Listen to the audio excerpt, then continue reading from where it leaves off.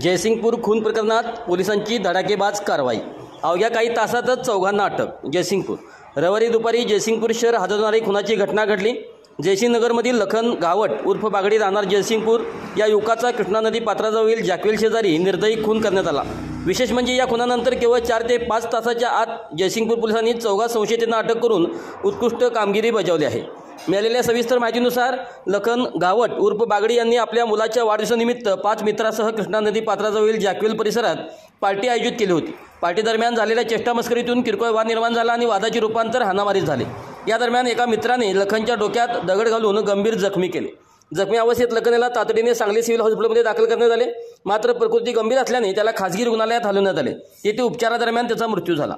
या घटनेप्रकरणी अक्षय माने, संकेत हंबर, अमित राजपूत, अमित सांगावकर, प्रथमेश उर्फ गोट्या पवार आणि अरविंद माई सर्व राहणार जयसिंगपूर तालुका शिरोळ यांच्याविरोधात जयसिंगपूर पोलीस ठाण्यात खुनाचा गुन्हा दाखल करण्यात आला आहे।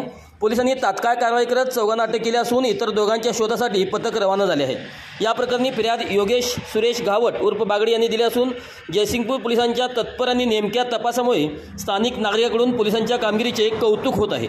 जयसिंगपूर पोलिसांची तातडीची प्रतिक्रिया, कायद्याच्या चौकटीत राहून गुन्हेगारांना शिक्षा मिळणारच।